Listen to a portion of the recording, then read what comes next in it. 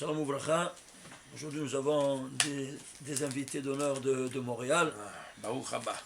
Baruch Maboïm, Asher et compagnie, et Patrick. Alors, Bezrat Hashem, avant qu'ils ne partent, on va leur faire un livret de Torah sur Parashat Vayera. Parashat Vayera, vous savez que c'est la 4e parashat de la Torah, 4e, et chaque détail, il a son importance de la manière la plus spectaculaire. Par exemple, combien de mots il y a dans toute la paracha? Vous savez, avant tout, qu'est-ce qu'il y a dans l'événement central? La Akedat Israël. Akedat Israël.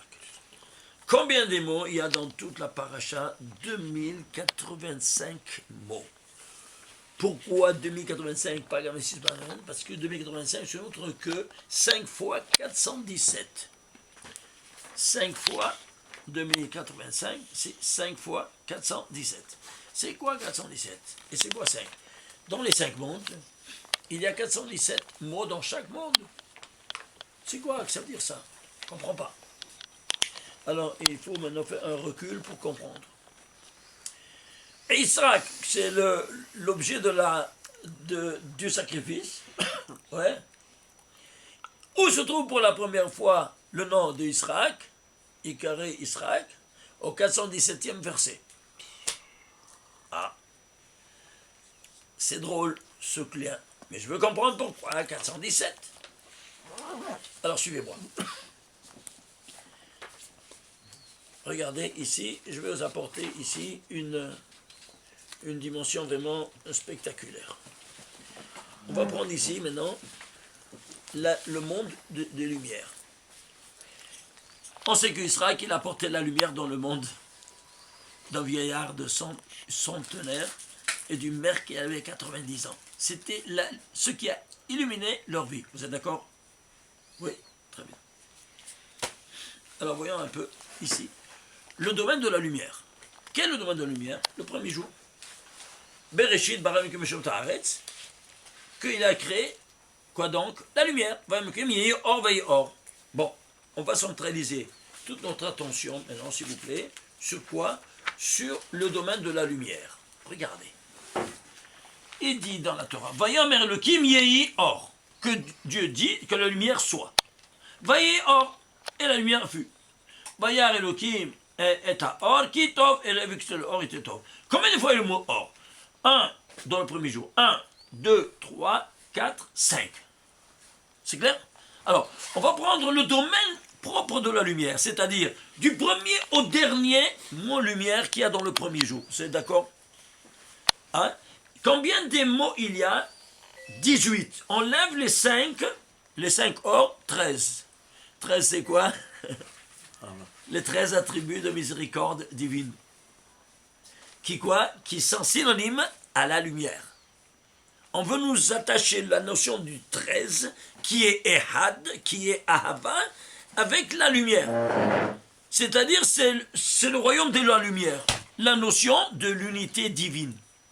Vous êtes d'accord? Très bien. Alors, s'il vous plaît, on va rentrer maintenant en détail. Bien, Rabbi Shimon le dit, Pachate Kotanti, des amis moi, de ce récit matériel. Alors, qu'est-ce que tu traduis en valeur numérique? Alors, ici, voilà, la valeur numérique, tout ça. Le total de ces 18 mots, ça fait 2861. C'est quoi 2861? Il a dit, Rabbi Shimon bar Yochai, c'est-à-dire, décompose-le, va à la racine. Tu peux décomposer 2861? Allô? Non, vous pouvez? un nombre premier. Non, un nombre premier. Lequel? En ordre chronologique, le 417e nombre premier.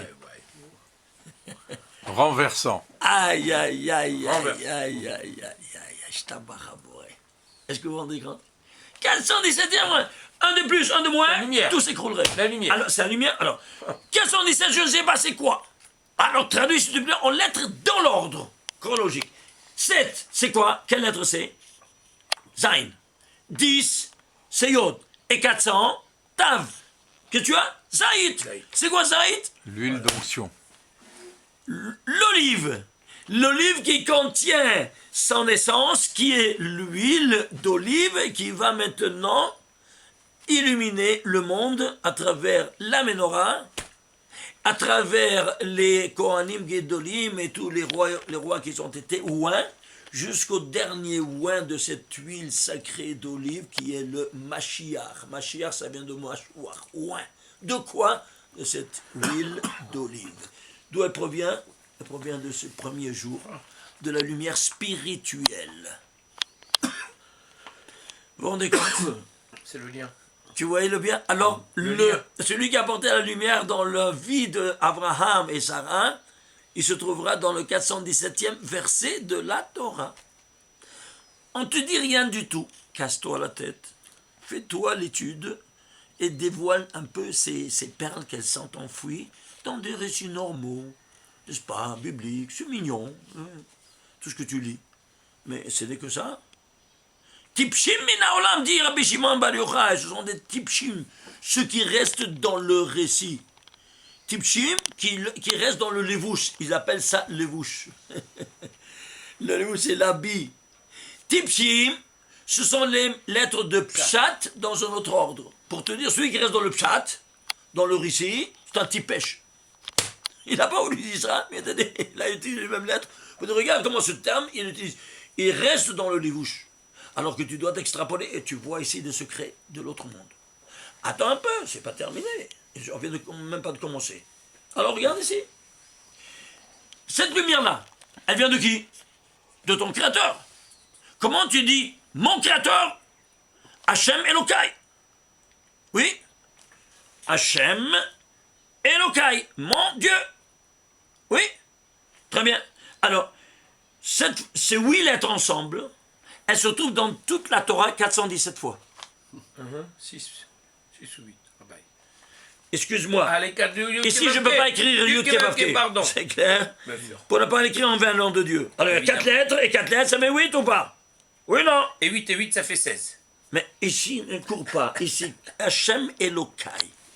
C'est-à-dire, ces 4 lettres ensemble, elles sont 417 fois dans toute la Torah. Est-ce qu'un homme il peut rédiger 80 000 lettres d'écrire et faire en sorte que Hachem et Elokai ensemble se trouvent 417 fois. Ensuite, tu peux être Elokeinu, Elokechem. Hein, tu comprends? Il y a après la continuation. Mais ces 8 lettres fixes ensemble 417 fois. Et vous vous rendez compte? Et si tout ça ne suffisait pas, on va aller maintenant voir, ici quoi donc? On va prendre ici, par exemple, il y a tellement de choses, par exemple, on va prendre ici, il y a 5 fois, alors dans cette paracha-là, on a vu qu'il y a 5 fois 417. Ça c'est 2085. Dans tous les 5 mondes, 417, à tous les niveaux. Alors si c'est ainsi, j'ai cherché combien de fois est le mot Zait dans toute la Torah. 5 fois le mot Zait. Seulement? Seulement. Les voilà. 5 fois. Pourquoi? Ça doit rentrer dans cet ordre d'idées. Des 5 mondes. Vous avez compris? 5 mondes. Alors même au mot Zait, je trouvais dans 5 versets dans toute la Torah. Stop. Attends, c'est pas terminé. Tu vas prendre maintenant ces 5 mondes. Le premier, lequel est-il? Le premier, il est ici. Dans Bereshit, 8e verset, 8e chapitre, 11e verset. Comme quoi, il est venu la Yona, à Noach, le pigeon, à Noach, et quand il a libéré, n'est-ce pas, de l'arche, et puis il est retourné avec... La colombe avec une feuille d'olive. Ça, c'est la première fois. Pour te dire quoi? Qu'est-ce que ça amène ici? Ça amène la bonne nouvelle. Alors, 5. Tu prends ces 5 valeurs numériques, ça te fait 18 718. Mais avant, allons voir ici quel mot il est dans la Torah. C'est le... Regardez. C'est le 2000... Excusez-moi. 2592e mot de la Torah. Ce Zait. Ce premier qui apparaît dans la Torah. Pourquoi 2592? Je ne sais pas. Alors qu'est-ce que tu fais? Hein? 2592. 2592. Pourquoi en 1592 il y a mot de la Torah? La première fois qu'après le premier des 5 zaït. Écoutez-moi bien. Cette lumière spirituelle, elle s'est dévoilée à nous quand? Au Mont Sinaï. Oui ou non? Avec les 10 commandements. Prends toujours le premier mot des 10 commandements, il contient tous les 10 commandements. Quel est le premier mot des 10 commandements? Anochi. Alors, le compte, combien des mots il est de Bereshit? Et le 28 260e mot de la Torah. Anochi Hashem Elokecha, je suis l'Éternel ton Dieu qui s'est dévoilé à toi au Mont Sinaï. Oui, Anochi. C'est le 28 260e mot de la Torah. Bon, et alors, pourquoi 28 260 et pas 61 et pas 59? Ben, décompose-le. Il se décompose en 2 en puissance 2, par 3 en puissance 2, par 5, par 157. Tout ça, le produit, c'est 28 260. Continue. Le 5, c'est le 4e nombre premier. 4, c'est 2, 2 en puissance 2. Le 157, c'est le 38e nombre premier. 38, c'est 2 fois 19. 2 fois 9, 19, c'est 9, 9e nombre premier. 2 en puissance 3, 2 en puissance 3. Voilà, on est arrivé à tout. 2 et 3. Tu fais la somme, le produit de 2 et de 3, n'est-ce pas? C'est la base. Ça te sort 2592. Et quand tu vas aller ici dans le domaine de la lumière, ce mot-là, Zaït, se trouve au 2592e mot de la Torah.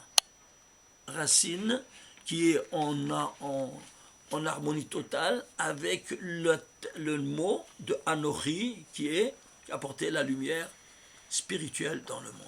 Ils sont chanceux ces barbus. Vous vous rendez compte de ce que je vous montre ici? Et si tout cela ne suffisait pas, pourquoi jusqu'à 117 on a appelé ça Zaït? Tu sais pourquoi? Regarde. On a les 10 séphirotes. Vous vous souvenez? La 10e, c'est la Malchut. C'est elle qui agit dans tout le monde. Donc, il reçoit la lumière des 9, comme je l'ai dit plusieurs fois, et elle agit. C'est la maman. Elle agit. Très bien. Alors, la 10, c'est quoi? La 10e des séphirotes, c'est la 7e, parce qu'on fait une escalade, la 7e des inférieurs, n'est-ce pas? La dernière de 7. Et la 10e d'en haut. Donc, il y a 7, qui est la 10e de tout le système des 10 séphirotes. 7 et 10. Et maintenant, encore dans un niveau macro-dimensionnel, de tous ces mondes-là, il y a toujours 10 séphirotes, vous voyez? Oui, non, 10 séphirotes. Oui, non. Et nous, on utilise souvent les 4 mondes. Et chacun des séphirotes, de ces séphirotes, elle a en ADN tous les 10. C'est-à-dire, ici, comme on a vu ici dans les mondes, ici, il y a tous les 5 mondes, ici, dans chacun en ADN. Ici également, on a en ADN tous les 10. Chacun, il a 10. Ça te fait combien on a en détail? 100. 10 fois 10, 100. Oui, non. Alors, combien ça fait tous les 4? 100 par 4, 400. Eh bien, c'est le Tav qui se trouve, pour te dire, cette lumière, elle se trouve dans tous ces 4 en détail. Ishtabar Shemo, le 7, qui est système de 10. Et chacun de 10, il est en 10, dans le son. 417. Ça fait Zayit. C'est le même principe que le mot Tov. C'est le même principe que le mot Tov. Vous vous souvenez? Rabbi Shimon Bar Yochai nous dit d'où c'est bien le mot Tov. Ben, le mot Tov vient de ce fait-là.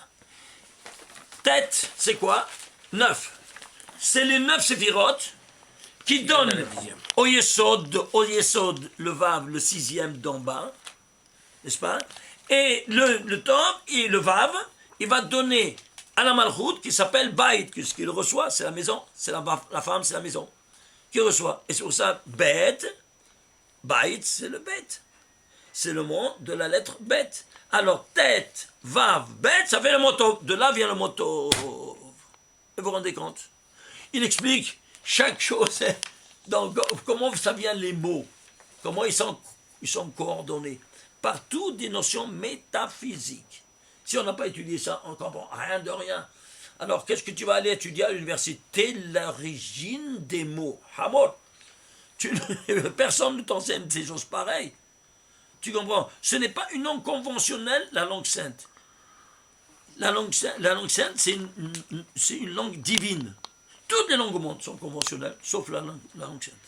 Pourquoi? Parce que vous voyez comment c'est le tsirouf otiyot, la permutation des lettres ensemble, qu'est-ce que ça nous donne? Alors, ceci étant dit, on voit maintenant, on avance. Alors, on a vu que ici, 417. Maintenant, ça c'est une chose. Il y a tellement de lumière ici que ça risque de faire péter les plombs, comme on dit, oui. Quand il y a trop de lumière, ça peut être les plombs, oui, non? Alors maintenant, attention. Dans l'olive, il y a son essence qui est l'huile. Trop de lumière. Alors tu dois neutraliser ces lumières. Sinon, ça te vient de Alzheimer. Vous entendez? C'est pour ça que celui qui mange l'olive, ça porte la shirra. Oui ou non? Vous avez jamais entendu ça? C'est quoi la shira? L'oubli. L'oubli. Mais c'est vrai, ça, Rabbi, on le dit dans la Torah aussi. Et comment? Où c'est écrit dans la Torah? Le Zohar te ramène ça. Il te dit ça porte la shirra. Et la Gemara te dit exactement. Alors il faut pas manger les olives. Ah maintenant, et comment tu vas faire? Je vais manger une olive. Tu vas manger l'olive? Eh bien, il te dit, le Harizal, tu dois avoir 3 cavanotes pour neutraliser ces lumières. Lesquelles? Suivez-moi pour ne pas avoir le Alzheimer. Attention. Tu dois penser. Regardez. Alors, ici, je ne sais pas si je l'ai amené ici. Je ne l'ai pas amené ici. Bon, je vous le dis. Vous pensez. Aleph Lamed. C'est le premier nom, le premier attribut des 13 attributs de miséricorde divine. Quel? Oui ou non? Alors, le premier, c'est la tête des 13 attributs de miséricorde divine. La miséricorde divine, tu l'appelles en cause. Comme c'est Aleph Lamed 31. Ensuite, qui va maintenant neutraliser 2 bâtés d'inim de rigueur qui me font tous l'Alzheimer. Qui s'appelle Elohim, c'est rigueur. Comme c'est Elohim? 86. Et même Tzadi Pe Tzadi, c'est la permutation de Yud Ke Vav Ke, du nom de Dieu, en Atbash. C'est-à-dire, la permutation, une des 231 permutations, c'est quoi? Atbash. La première lettre, elle interchange avec la dernière. La deuxième, Atbash. La deuxième bête avec le Shin. Quand tu dis Atbash, tu sais dans quel système jongler. Quand tu changes Yud Ke Vav Ke, la miséricorde, tu prends la rigueur. Tu fais la permutation, ça sort un nom de rigueur. Quelle lettre sort en permuté? Eh bien, ça, même Tzadi, Pe, Tzadi. Je répète, même Tzadi, Pe, Tzadi. Comment ça te fait? Même et Tzadi, ça fait 413, même Tzadi, Pe, Tzadi. C'est pas mal ça va. Même, ça fait 300. Même 40, Tzadi 90, Pe 80, Tzadi 90, total 300. Plus 86, 386. Plus 31. Plus 31, 417. 417, Zait. Tu as le shbang à toutes ces lumières-là qui vont te faire sauter les plombs. À cause des olives.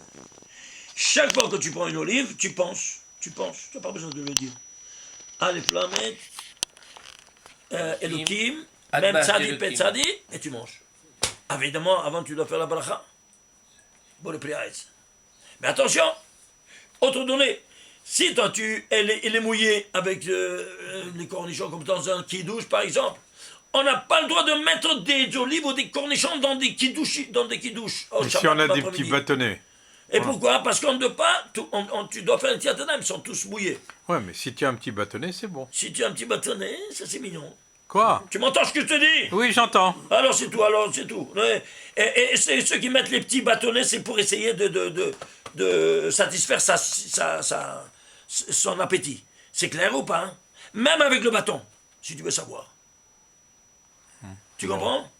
Toi, quand tu es le Pessah, avant de prendre le karpas, qu'est-ce que tu fais? Netila sans beracha, oui ou non?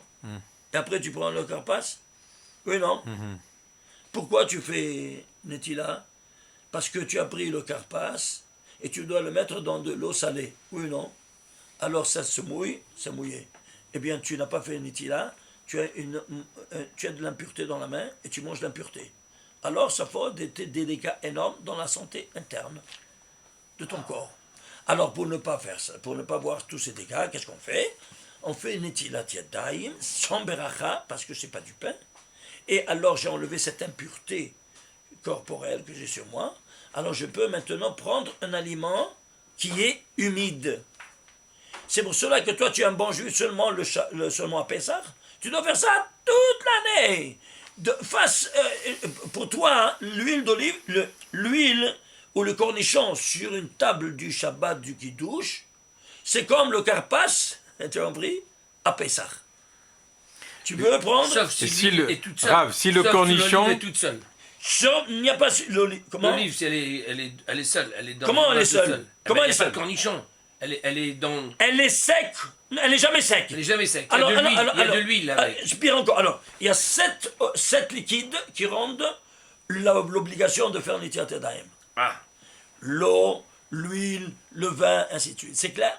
Alors, chaque fois qu'il y a quelque chose d'humide, toi, tu n'as pas le droit de faire boré pliaès, tu le prendre, même un fruit. C'est ça, un Que raisin tu par l'ouvres, exemple. un raisin ou un fruit qui est mouillé, qui est humide, n'est-ce pas? Tu l'ouvres et ça devient humide, tu dois faire un étil avant. Sans bracha. Sans bracha, évidemment. C'est clair ou pas? Comme le carpas. Et donc, quand j'ai fait Netilat Yadayim, je peux le manger. Tu veux manger, tu veux la bracha, et tu le manges. C'est clair ou pas? Et maintenant, ici, l'olive, il a en plus de tout, quoi donc? L'Alzheimer. À cause de ce dépôt de toutes ces lumières-là spirituelles que tu vois. Tu comprends maintenant ou pas? Alors, ceci étant dit, on avance. On avance, on a compris maintenant ces dimensions vraiment incroyables. On termine. Si vous prenez avec une fourchette, ça marche ou il faut pas?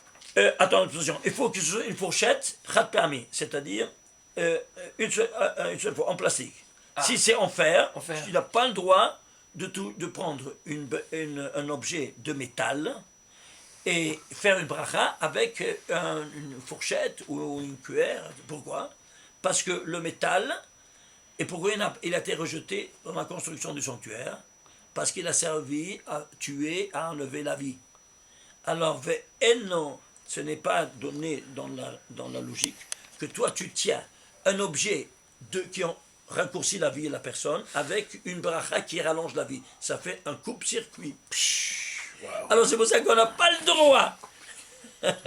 On n'a pas le droit de faire une bracha en prenant comme ça, une cuillère, une fourchette en acier. Alors, moi, Il faut en plastique, quoi. Alors tu prends ou en plastique, ou tu prends en argent massif. En argent massif, ça marche. L'argent n'est pas du métal. Ah, argent Pourquoi? massif, ça marche. L'argent, Monsieur. c'est chesed. Le métal, c'est din. Parce que ça tue. C'est la paix, tu l'as fait en une arme, tu l'as fait en métal, pas en argent massif. Ouais. Tu comprends? Parce que l'argent, il est malléable. Il est d'utile et malléable. Il se plie. Alors, c'est pour ça que, par exemple, dans ton service d'argenterie, tu vas voir que tout, c'est en argent massif, les cuillères et les fourchettes, sauf le couteau. La lame du couteau, elle est quoi? En inox. Pourquoi? Parce que avec la pression, ça se plie et ça se casse. Alors, ils ont fait seulement la lame en inox. Mais tout le reste, c'est clair maintenant? Oui. Voilà. Et pourquoi c'est malléable et utile l'argent? Parce que ça représente la miséricorde. Elle se plie à l'insistance de la prière. La rigueur divine. Alors, c'est pour ça que ça représente la miséricorde divine. G47. Hein? Et si tu veux voir, le poids atomique de AG, de l'argent, c'est 47. C'est quoi? Eloki, Havaya, Yudke Vavke, la lumière interne, la lumière environnante, et qui s'est dévoilée au buisson ardent, qui vaut 21. 26 plus 21, ça devait combien? 47. Le poids de l'argent, et ça, donc, c'est toute la dimension de miséricorde divine qu'elle est renfermée dans quoi? Dans ce qu'on appelle l'argent. Et c'est pour ça que le kos du kiddush, il doit être en argent. Parce que Massif. Non, argent massif, c'est d'argent, pas... comme certains. Oui. électrolysé, Voilà. un métal. Sinon, tu es électrolysé à la poubelle. Oui, argent massif, c'est bon. C'est clair ou pas? Ah, maintenant, toi, tu prends ici l'argent massif. Pourquoi tu dois prendre l'argent massif? Parce que toi, tu tiens en main un cos. Combien ça vaut cos? Cos, c'est 86. 86, c'est Elohim. Ouais. Elohim, c'est rigueur. Alors comment toi tu vas tenir une rigueur et te faire le bracha? Alors tu dois transformer cette rigueur en miséricorde. Comment? Tu le convertis en prenant en argent massif. Alors la rigueur se transforme en miséricorde. Vous avez compris maintenant? Je t'embarque chez moi. Vous comprenez ça, comment ça fonctionne? C'est le principe du 26e verset. Le principe du 26e verset, où le 26e Elohim de la Torah se trouve au 26e verset qui crée l'homme. Alors il s'est transformé en miséricorde. Alors il a le 26 verset, et le rigueur se transforme en miséricorde pour créer l'homme du côté de la miséricorde. C'est clair ou pas? Alors c'est pour ça que donc, le kos, il doit être en argent massif quand tu fais la bracha du kiddush. Ça, ceci étant dit, on avance. Écoutez, on doit arriver à la Hakeda, c'est la chose... Allons-y, la Kedah, Rav. Alors, qu'est-ce qui fait la Hakeda? Alors, suivez-moi. Eh bien, ici, la Hakeda, c'est la preuve d'une abnégation totale de la personne. Comment une abnégation totale de la personne? Eh bien, quand toi, tu fais, par exemple, Kabbalatol Malchut Shamayim, tu dois être prêt aux 4 morts. Abnégation totale de ta personne, comme lui, il a fait dans la Hakeda. Très fin. C'est le centre de toutes les 613 mitzvot. La preuve, quel est le centre mathématique de 1 à 613, c'est 307. Oui, non? C'est 307. La valeur, 306 plus 306, ça fait 612. 307, c'est le centre. Très bien. Alors, le récit de la Hakeda, il se trouve ici. Tu vas prendre le sire de la Hakeda. Il est rédigé en 307 mots. Tu piges? 307 mots. Pour te dire quoi? Abnégation totale de sa personne. Ce qu'il a fait Israël qui vient aussi Abraham. Eh bien, ici, la Hakeda. Alors, il va être méritant de quoi?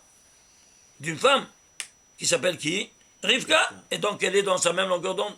Combien ça vaut Rivka? 307. Alors, tu sais que tu vas prendre la 307e mitzvah de la Torah. Laquelle? De ne pas apporter un korban qui n'est pas intègre, c'est-à-dire entier. Et qu'est-ce qu'il était, Yitzhak Avinu? Il était intègre. Alors tu vois, cette intégrité, c'est le 307. Quand toi, tu prends sur toi l'abnégation totale, tu es intègre total. Et c'est pour ça qu'il illumine toutes les mitzvot de droite à gauche et de gauche à droite, de la même sorte. Et c'est ça qui doit animer toutes les 613 mitzvot. C'est le point central.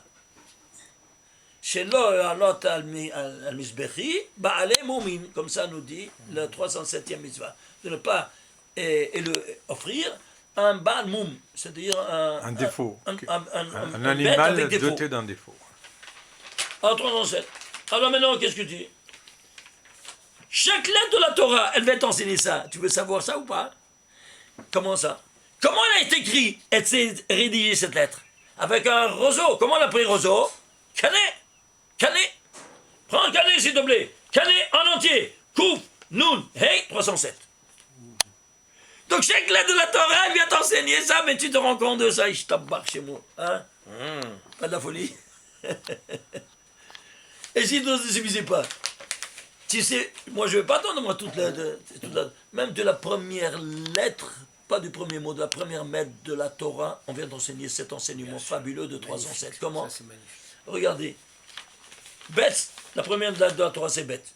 Et qu'est-ce qu'il y a dans le bête? Le point. Un point. Comment il s'appelle le point? Point. Je ne m'intéresse pas le point. Comment s'appelle le point? Dagesh. Combien ça vaut Dagesh? 307. Ça veut dire que Rivka, elle était déjà prévue Attends, depuis la création du monde pour extraire Dagesh 307 de la Hakeda. Mais attention, pourquoi tu dois t'offrir? Tu dois pourquoi t'offrir? Parce que le Satan, il est le Petahata Trouvetz. Voilà. Il est tapis à ta porte. Le Petahata Trouvetz 307. Ouais, tu vois? Il sait qu'est-ce qu'il égorge? L'abnégation totale que tu fais dans l'option de Misvot. Alors il y pourrait dans la même mesure intensité, mais où? Il est dehors, barra, parce que tu as mis la mezouza, te protège, barra dehors. Tu ne peux pas rentrer. Ah, sache-le qu'il est dehors. Et comment dit la Torah dans Bereshit, dans Parashat Bereshit, les pétach, hatat, lovetz. Et à la porte, il est tapis à ta porte. 307. Sans changer, c'est barbu. Et maintenant, c'est quoi 307? À qui a été donné cette mitzvah de 307? Tu sais à qui? À toi et ta femme. Démontre-le-moi. 307, est-ce que tu peux le diviser? Non. Un nombre premier, lequel? Le 64e nombre premier. C'est quoi 64? Gematria, Adam et Chava. CQFD, ce qu'il fallait démontrer. Donc, à qui est donnée cette observance de la plus fabuleuse mitzvot? Le centre de toutes les 630 mitzvot, qu'elle doit animer toutes les 630 mitzvot, abnégation totale de sa personne et de sa volonté pour faire la volonté divine. Tu piges à toi et à ta femme. Ils sont chanceux, ces barbus. Alors, ceci est tombé. Vous comprenez? Je t'en bats à bourrer. Alors maintenant, qu'est-ce qu'on va? On va avancer. On va avancer. Et qu'est-ce qu'on a? On va toucher maintenant quoi? On va toucher maintenant. Regardez ici un dernier chose. Et attends, moi je vais vous dire, je choisis parmi toutes ces choses. Regardez. Il y a deux monstres dans la mathématique. Ah. Deux monstres. Seulement? Oui. C'est-à-dire deux monstres, des nombres transcendants, c'est-à-dire infinis. C'est le pi, il est infini. Et la fonction E de croissance mathématique, infinie. Ouais. Vous entendez? Ouais. Ces deux monstres, ils sont infinis. Naturellement. C'est-à-dire, il est la notion de limitation. Quoi, c'est le pi? Le pi, pour calculer quoi? Un cercle. Le cercle, c'est quoi? By definition, il te limite une surface géographique. C'est clair? Très bien. Alors, il te dit, c'est limitation. Et le E, je baigne un centrifuge, l'autre centripète. C'est-à-dire, c'est la fonction d'exponentielle sans limite. Alors, ça, c'est le contraire de ça. Voyons combien, ici, l'un à l'autre.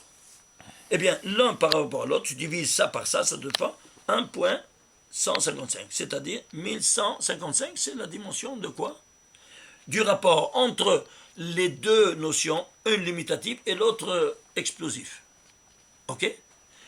C'est quoi limitatif? C'est la femme. C'est quoi je viens te limiter. C'est pour ça qu'elle tourne autour du hatan avant de se marier. Et l'homme, moi, je viens te limiter. Et lui, il va de côté. Alors, elle vient le limiter parce que sinon, c'est une catastrophe. Alors, lui, le centre qui va fertiliser toutes ces valeurs que le Créateur lui a données autour de lui. Très bien. Alors, je suis dit. Alors maintenant, qu'est-ce que tu dois faire? Tu dois offrir maintenant une offrande qui soit constante. Ça, c'est deux constantes mathématiques. Il y a aussi une constante maintenant métaphysique. Laquelle? Ola Tamid. C'est quoi Ola Tamid? Le sacrifice perpétuel. C'est-à-dire quotidien. S'il vous plaît. Tu le dis 3 fois par jour, oui? Ola Tamid. Prends le mot Ola Tamid. Mais attention, tu dois prendre Ola en entier parce qu'il doit être intègre. Ain, Lamed, Hei, Tamid, oui, Tav, Mem, Yod, Dalet. Le total, ici, 951 plus 214, ça fait 1155. C'est le rapport de 1155. Est-ce que tu vois ça? Alors, cette constante de constante, ça aussi c'est une constante comme ça. C'est le rapport entre l'exponentiel et le limitatif, entre papa et maman. Ben voilà, regardez maintenant. Regarde qu'est-ce que tu vois. Alors si c'est ainsi, ce 1155, c'est quoi? C'est Olatamid, une offrande perpétuelle. Très bien. Et qu'est-ce qu'il a fait Abraham Avinu et Israël Avinu? Ils ont fait la première offrande, qui est la 10e de toutes les épreuves la plus élevée, oui, non? C'était Olatamima, Olatamid. Très bien. Alors je me suis dit, il doit y avoir ça, oui. S'il vous plaît, prenez le récit de Vayahar de Ma'elle, 22e chapitre de la Genèse, jusqu'à jusqu'à ce que la fin, 19 versets, ils sont rédigés en 1155 lettres. Est-ce que vous entendez ça? Oui. C'est pas de la folie? À quel moment? La Hakeda. Oui. Le récit de Hakeda dans ces de 19 versets du chapitre 22, il est rédigé en 1155 lettres. Pourquoi 1155? On dit, oh là, Tamid, c'est 1155. C'est le rapport entre les deux monstres de la mathématique, la force centrifuge et la centripète, la fonction exponentielle et la limitation de l'EPI. Vous comprenez ça ou pas? Et comment est-ce possible qu'on voit des choses pareilles et On ne les voit pas. On nous dicte l'infrastructure de tout le récit de la Torah, que vous voyez, Akedah. Et si tu prenais maintenant la gematria de tous ces 1155 lettres, ça te fait 78 093. Tu vas à la source, tu le décomposes. Ah, on voit mal. Montrons. 70 093. Tu vas ici à la décomposition. Ça te fait combien? Le final, c'est quoi? C'est 12 au cube. Ouais, c'est quoi 12 au cube? C'est la racine de tout ça. C'est quoi 12 au cube? Eh bien, le nom divin de la miséricorde divine, c'est Yud Keh Vav Keh. Il a 12 permutations. S'il a 12 permutations, on a déjà fait plusieurs fois. Je ne peux pas faire sortir les dossiers parce que ça va retarder. Les 12 permutations, on lui dit, je vous rappelle, 12 permutations, ces 12 permutations sont la base de toute la création universelle. Au niveau temps, espace et matière. Au niveau temporel, 12 heures le matin, 12 heures le soir. Chaque heure, il est animé par une des 12 permutations du nom de Dieu. Au niveau macro-temporel, c'est quoi? C'est l'arc d'un an, 12 mois. Au niveau spatial, les 12, quoi? Au niveau l'espace, la sacralité, c'est dans le Harabait. Il y aura 12 portes d'entrée dans le Beth Amikdash. Au niveau, ça c'est microspatial. Macrospatial, toute la Terre Sainte, elle sera rédigée, repartie en 12 contrées. Au niveau giga, méga, macro, universel, il y aura 12 signes zodiacales qui sont animés chaque signe zodiacal par une permutation du nom de Dieu, comme chaque partie du Eretz Israël, comme chaque porte. Alors, temps, micro-macro, 12-12. Espace, micro-macro, 12-12. Maintenant, matière, micro-macro. Au niveau matière, c'est quoi? Eh bien, c'est drôle comment une pluralité de matières s'organise toujours en 12. Tu vas dans un magasin, tu dois acheter, tu dois acheter une douzaine, douzaine le service de porcelaine, douzaine les œufs, douzaine, chaque chose. Oui, non.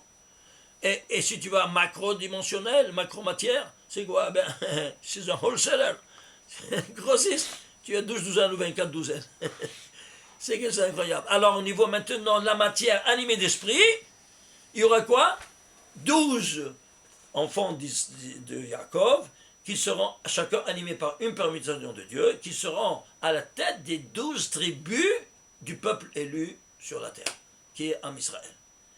Et c'est pour cela que c'est 12 ici, 12, temps, espace et matière, c'est tous ces 12 au cube, 12 par 12 par 12, ça fait la guématria de tout ça qui était présent dans la Akedah pour nous démontrer qu'est-ce qui se passe ici et comment on peut percevoir cette 10e épreuve. La 10e, pourquoi? Parce que c'est la Malchut, c'est la 10e. C'est pour ça qu'il est arrivé, où ça? Il est arrivé à l'épreuve la plus élevée. Et pourquoi? À 137 ans, vous vous souvenez, 137, je termine avec ça, parce que c'est le rapport entre la vitesse de l'électron, qui est 1/137e de la vitesse de la lumière, 300 000 km à la seconde. La vitesse de la lumière, c'est le plafond, notre plafond, donc c'est le niveau le plus élevé où il n'y a pas de matière. Quelqu'un qui voit cette vitesse, il est en dehors du temps, de la matière, de l'espace, vous savez. Et en bas, c'est la première vitesse la plus proche à celle de la lumière, c'est celle de l'électron de l'hydrogène, qui voyage à une vitesse de 1/137e de la vitesse de la lumière, a été calculée. Alors c'est pour ça que entre la matière, qui est l'hydrogène, et l'esprit, qui est là, il y a 137 degrés. Alors pour arriver d'ici à là, je dois escalader ces 137. Oui ou non? Alors, comment je vais l'escalader? Bien c'est simple. Dieu nous a donné une étude, laquelle, le plus élevé, c'est l'étude de la Kabbalah. Kabbalah qui m'arrive là-haut. Combien c'est Kabbalah? 137. Alors Kabbalah, tu arrives là-haut. Et ceci étant dit, qu'est-ce que tu as? Tu arrives à 137. Alors tu prends quoi aussi? Tu prends maintenant au niveau de l'épreuve maximale, c'est qui est la Hakeda. La Hakeda, à quel âge il a fait Avraham Avinu? 137 ans. Et quand à Rosh Hashanah, à la première lueur de la 137e année, Vayeshkem Avraham Baboker, Vayahavosh et Hamoro, vechule. Alors vous voyez, qu'est-ce que c'est ce 137? Donc c'est une chose vraiment spectaculaire, comment tu vois ici toutes ces dimensions-là, elle est structurée de cette sorte-là. Il y a ici d'autres choses que vous voulez me dire, hein? Ah, une dernière chose, oui. Quoi donc? Donc toute la paracha de Vaïra, il y a, imaginez-vous ça, le nom de Dieu, 26, 66 fois. Pourquoi 66 fois? Parce que c'est l'escalade de tous ces quatre mondes-là. Tous ces quatre mondes métaphysiques, hein, ils ont tous ces quatre mondes. Ici, il y a le Ofaner Kodesh, il s'appelle ici Sandal. Ici, les Hayat Kodesh, le ministre, il s'appelle Matat. Et ici, les Séraphins, il s'appelle Akat. Si vous faites la guématre de tous ces trois chefs de ministres, parce que Michael, il est à leur tête, c'est le premier ministre, alors ça te fait 1256. 1256, c'est quoi? C'est la guématre de Shishim Veshet, c'est 1256. Alors, c'est l'escalade de tous ces quatre mondes-là en 26. Le nombre de 26, tu trouves 66 fois, mais tu te rends compte de ça? Et c'est pour ça qu'ils vont descendre, parce que maintenant, en Israël, on se trouve ici. En Galoute, tu descends tout ça. Alors, ils sont descendus en Égypte, et combien ils étaient? 66 âmes. Je t'en parle chez moi. Comme ça, pourquoi 66 âmes? Pourquoi? Parce qu'il y avait Yosef là-bas avec ses enfants. Oui, mais pourquoi il a fait ça? Mais parce que ici, c'est une descente. Alors, c'est la descente, elle doit être en 1256, qui est Shishim Veshesh. Mais vous vous rendez compte? Ici, ça n'a pas de fin. On ne peut pas s'imaginer jusqu'où ça va, ces beautés-là. Vous avez d'autres questions? Non. Alors, voilà. Tania, bon. Rav, Oui. il a été... il est mort, Israq? Ou bien c'est la chèvre? Alors, suivez-moi. Hein? Abraham Avinu, il a égorgé. Alors, qu'est-ce qu'il dit? Altas lo meuma. Arrête-toi. Parce qu'il devait lui enlever la peau avant de le mettre sur le feu. Comme ça, on fait avec les sacrifices. Halte là. Ça, tu as passé ton épreuve. Et comment on sait ça? Mon maître me dit. Qu'est-ce qu'il dit le dernier verset? Et il est retourné à Abraham à Beersheba. Et où il est Israq? Il est retourné seul. Tu vois la preuve? Tu veux une deuxième Non, preuve? c'est marqué chez Némi Yardav. Non, les Yardav avant, pas ici, Montre-moi où c'est écrit Yardav. Yardav, c'est avant. Il lui a dit, papa, où il est le chose? וישוב אברהם יקומו ילו וילכו ישניהם יחדיו אל באר שבע. Excusez-moi. Et Yardav avec Ismaël. Avec les autres. Avec les autres, il n'était pas seul. Tu comprends? Alors voilà, donc, tu veux une autre preuve? Quand il est venu Jacob pour demander une bracha, hein? Alors il dit, le père, ouah, j'entends, je sens, tu as l'odeur du Gan comme du Gan Eden. Comment il reconnaît du Gan Eden? Parce qu'il était au Gan Eden là-bas pendant 3 ans. Comment il reconnaît? Quand Israq arrive, on lui dit je sens l'odeur. Non, Jacob il a pris la place de Esa pour venir prendre le kidnapper la bracha. Oui, non? Oui. Alors, je sens mon fils que tu as sur toi l'odeur du Gan Eden. Oui. Mais d'où il reconnaît du Gan Eden? Comme ça, il a ajouté une phrase comme ça qui te dévoile qu'il était au Gan Eden pendant 3 ans. Il était en... 3 ans. Oui, 3 ans. Et après? Après, il est retourné ici. Il l'a ramené ici. Il a ramené qui? Akadosh Baruch Hu l'a ramené. C'est son père. Ah, d'accord. Mais entre-temps... Entre-temps, il a pris, il a dit, t'en fais pas. Sarah il est avec nous. Ah, entre-temps, Sarah, elle est morte. Qu'est-ce qui s'est passé? Voilà. Alors dit les Pashtanim, ils disent, oh, elle a vu il est venu Satan, qui lui a dit, regarde, ton fils, il a été sacrifié. Alors, de crise cardiaque, elle est morte de douleur. Hamor. Tout le contraire de ce que ces personnes disent. Ce n'est pas les Pashtanim qui disent ça, ce sont des personnes qui ont... Alors? Ah, tu savais pas ça? Ouais. Alors? Alors c'est quoi? Eh bien, écoutez-moi bien. On t'écoute, Rav. Quand il a... Oui. Termine, Rav, s'il te plaît. Oui. Bon. Allez? Devons parler maintenant, excuse-moi. Sarah. Elle n'est pas morte avec elle est venue le Satan. Oui. Il lui a dit, regarde, ton fils, il n'a pas été méritant de monter sur le Misbéach. Il a été remplacé par une bête. Ouais. Ah, c'est Quoi? ça. Oui, il n'est pas intéressé. Elle a entendu ça. Quoi? J'ai passé 90 ans de ma vie pour émettre au monde un enfant qui est imparfait, de souffrance, De fureur, elle est... de souffrance, elle est morte de douleur. Parce qu'il est venu Satan et il lui a dit, tu vois, ton fils n'était pas à la hauteur d'être un sas. Et tellement elle a souffert qu'elle a eu une crise cardiaque, elle est morte. Est-ce que vous comprenez ça? Et tout le contraire de ce que disent, elle a eu une souffrance parce qu'elle a eu peur, ça n'a rien à voir. C'est tout le contraire. Quoi, j'ai fait une faillite totale de ma vie. L'unique enfant que j'ai mis au monde, et il n'était pas à la hauteur d'être sacrifié à Dieu. Alors, elle a quitté ce monde, je n'ai plus ma place dans ce monde-ci. Et je t'abbarre chez mon baruch, naï le olam. Amen. Amen, amen, Shabbat, Chazak shalom, ou amen, voilà. Baruch. Magnifique. Ça nous fait